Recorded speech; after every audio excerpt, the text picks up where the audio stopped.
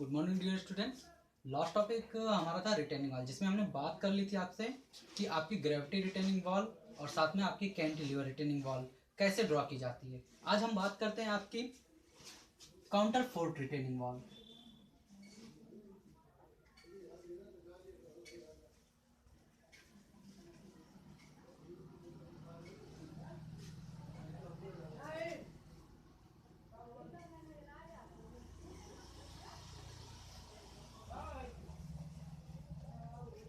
Counter fort retaining wall, देखिए इसको बोलते हैं पुस्ता दीवार। पुस्ता दीवार ये जो होता है, ये हमारा होता है हमारी जो रिटेनिंग वॉल होती है। रिटेनिंग वॉल की बैक साइड में एक और वॉल खड़ी करते हैं जिसे हम बोलते हैं पुस्ता दीवार।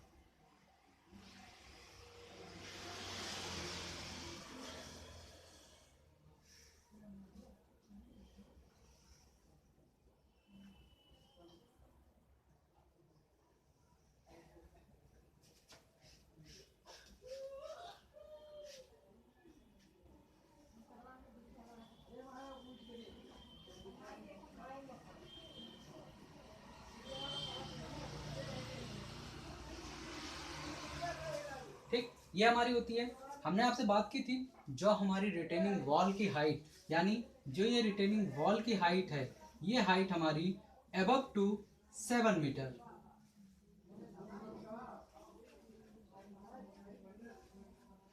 जब ये हाइट हमारी अबव टू 7 मीटर हो जाती है तो हम क्या करते हैं, counter fort retaining wall draw करते हैं या बनाते हैं। ठीक, इसमें क्या हो जाता है, हमारी इस वॉल की जो हमारी स्टेम होती है, जो हमारी स्टेम का पार्ट होता है, स्टेम के बैक साइड में, यानी स्टेम के जिस साइड फिलिंग की जाती है उस साइड एक इंक्लाइंड वॉल खड़ी कर दी जाती है जिसे हम बोलते हैं काउंटर फोर्ट या पुस्ता दीवार। इसका काम बस ये रहता है कि ये आपकी क्या करती है, आपकी स्टेम को सपोर्ट देती है।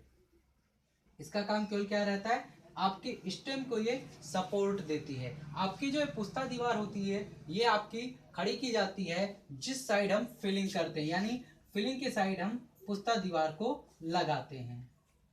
ठीक है, पुस्ता दीवार जो आपकी ये दी जाती है, इसकी डिजाइनिंग की बात करें या इसकी सारी साइज की बात करें तो ये आपकी होती है, जैसे हमने माना था आपकी बेड स्लैब की बात की थी, तो जो बेड स्लैब आपकी ली जाती है,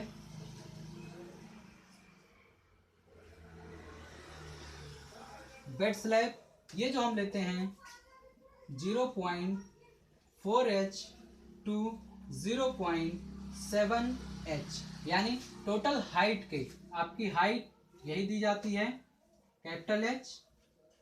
ये हम क्या करते हैं, आपकी बेड जो ली जाती है, बेड स्लैब वो आपकी ली जाती है 0.4 H से 0.7 H। ठीक, बेड स्लैब की डेप्थ बात करें या आपकी बात कर लें थिकनेस ऑफ बेड स्लैब, या जिसको हम प्रेजेंट करते हैं कैपिटल डी से, कैपिटल डी से।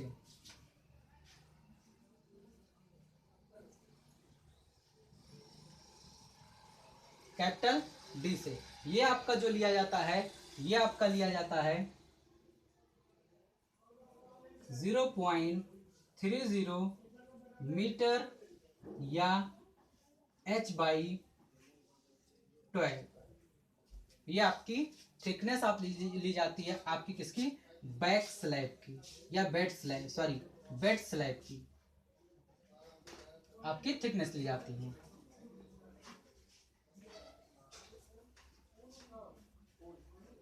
Length of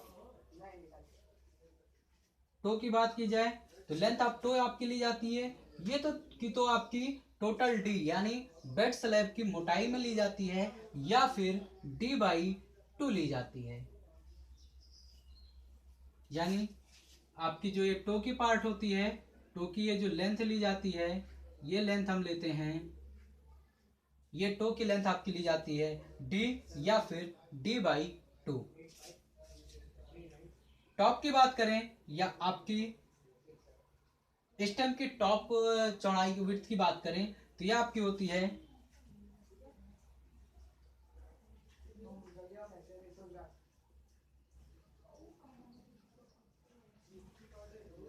top width of stem, ये आपको पुरानी भी वीडियो में हम बात कर चुके हैं, या आपकी जो पिछली टॉपिक थी उसमें हम बात कर चुके हैं कि जो टॉप विड्थ होती है ये आपकी ली जाती है 30 सेंटीमीटर, ये आपकी ली जाती है 50 to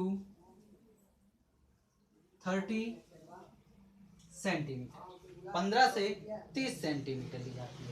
इसको कभी भी हम 75 mm से कम नहीं लेते हैं। इसके बाद आपकी बात करते हैं हम bottom width of stem.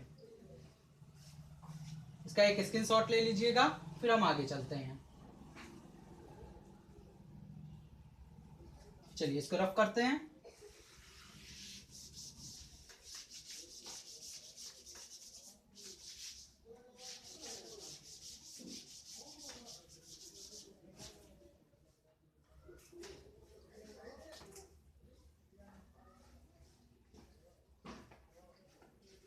Bottom width of stem. Bottom width आपकी जो स्टेम की ली जाती है, ये लास्ट टाइम हमने बात की थी आपसे 4 सेंटीमीटर पर हाइट प्लस टॉप विड्थ। ये टोटल आपके लिए जाती है आपकी बॉटम विड्थ ऑफ स्टेम, यानी यहाँ पर जो हमारी बॉटम विड्थ बॉटम की चौड़ाई होती है आपकी स्टेम की, वो आपके लिए जाती है टोटल हाइट का 4 सेंटीमीटर, यानी जो आपकी पर टोटल हाइट है उसमें 4 से मल्टीप्लाई कर देते हैं, जितना आ जाता है वो ले लेते हैं और उसमें टॉप विड्थ को ऐड कर देते हैं, टोटल हमारा आ जाता है बॉटम विड्थ ऑफ स्टेम। ठीक, ये तो बात हमारी हो गई आपकी लास्ट टाइम की, जितनी हमने बात की थी आपसे आपकी ग्रेविटी रिटेनिंग वॉल के लिए, या फिर आपकी जो दूसरी हमारी थी कैंटिलीवर रिटेनिंग वॉल के लिए। साथ ही साथ एक चाहिए हमने और एक बात की थी ग्रेडियंट की। ग्रेडियंट जो हमारा था वो हम लेके चल रहे थे 1/48 का। 1/48 की ग्रेडियंट हमारी दी जाती है, या आप ये कह लीजिए जो साइड स्लोपी होता है हमारा, स्लोपी वाली साइड जो हम ग्रेडियंट देते हैं, जो ढाल देते हैं, वो हम देते हैं 1/48। ठीक, चलिए इसके बाद हम बात करते हैं काउंटर फोर्ट। जो आपकी काउंटर फोर्ट ली जाती है उसके डिजाइन केस में क्या चौड़ाई लेते हैं, क्या डिस्टेंस लेते हैं। ठीक है, चलिए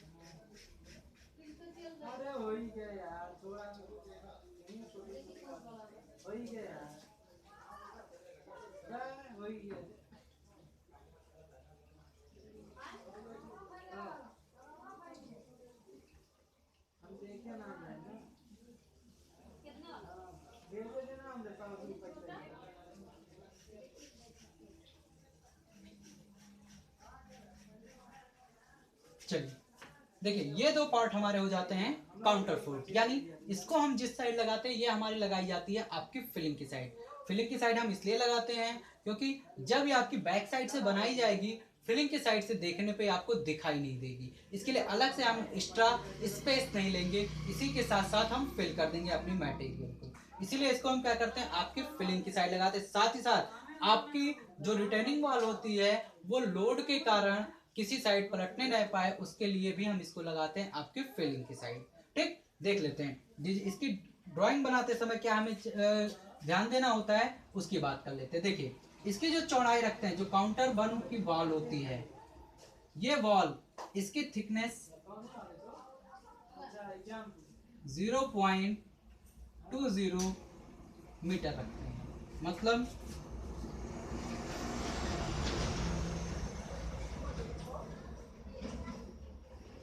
थिकनेस ऑफ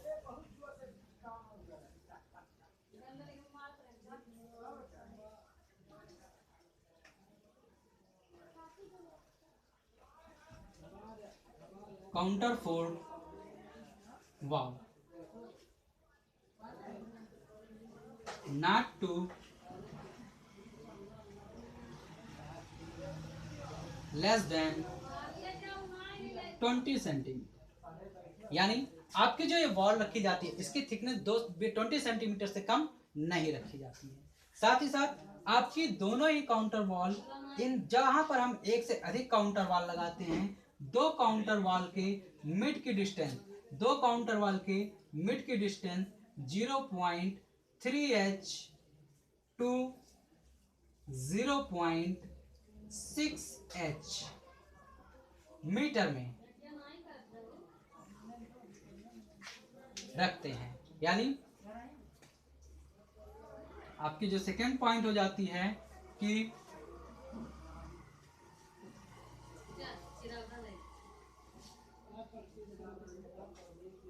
डिस्टेंस बिटवीन